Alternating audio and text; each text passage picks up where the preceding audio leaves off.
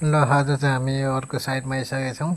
अस्ति हामीले काम गरेर यहाँ सामान नभएर छोडेको थियौँ अनि हाम्रो भाइहरू चाहिँ अघि आएर बसिरहेको रहेछ। म चाहिँ आज आउन अलि ढिलो भयो अनि भाइहरू चाहिँ अघि आएर बसिरहेको रहेछ। यी हाम्रो साउजी भाइले पनि ढुङ्गा मिलाउँदै रहेछ है।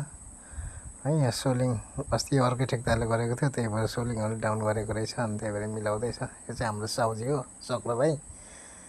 ल यो यता कोठाको अस्ति गऱ्यौँ, यता कोठा चाहिँ यो दुईवटा कोठाहरूलाई गर्नुपर्ने छ। यो अनि त्यो अघिको यस्तै छ साउने घरहरू। अब यहाँ यो चाहिँ अस्ति रेडी गरिदिएको अनि बसिरहेछन्। अब यताको दुईवटा चाहिँ गरिदिनु पर्ने अरे, यो र उताको अर्को। यस्तो घाम लागिरहेछ र पनि अब यस्तै हो, के गर्नु, काम गर्नु पऱ्यो। ल एकवटा ढुङ्गा लगाउँदैछ। ल हामी चाहिँ मसला फिटिसकेर पनि यहाँ बसिरहेछौँ। पुरै केटाहरू गर्मी भएर बिसाको भित्र बालुवा बोकिसकेर। यस्तो घाम लागिरहेछ, माइ गड, पुरै काम गर्नु पनि गाह्रो भइरहेछ।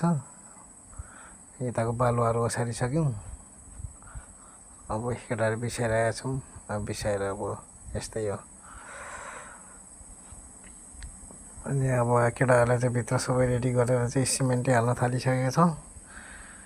मसला फिटफाट गरेर टक्क अब ढलाइ गर्नु हामी एकछिनमा सुरु गर्ने। ल भाइहरूले पुरा मसला फिटिरहेको छ। बाहिर चाहिँ पुरै गर्मी छ। आज फेरि यस्तो बबाल गर्मी छ भने नि बाहिर चट्टल नभएर चाहिँ हामी यहाँ भित्री मसला फिट्दैछौँ। यो चाहिँ घोलाको लागि राखेको सिमेन्ट। ल हाम्रो बच्चा केटाकेटीहरू पनि आइरहेछ हेर्नुको लागि।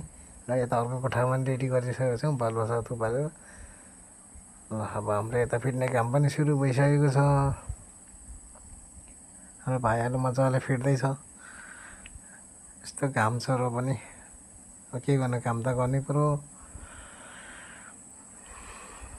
हाम्रो मसला फिट्ने काम सुरु भइसकेको छ।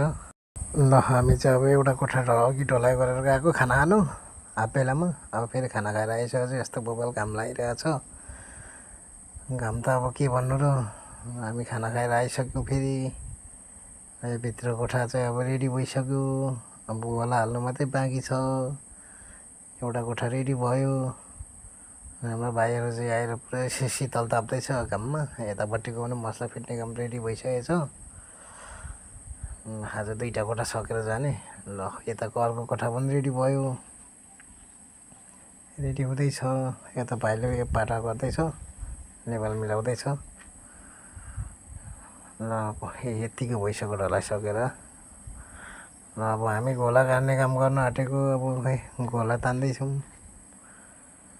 दुईजनाले, हाम्रो यता भान्जा भाइ हो, भान्जा र म चाहिँ घोला तान्ने काम गरिरहेछौँ। सबैजनाले मेरो युट्युब च्यानलमा चाहिँ लाइक, कमेन्ट र सब्सक्राइब गरिदिनु होला।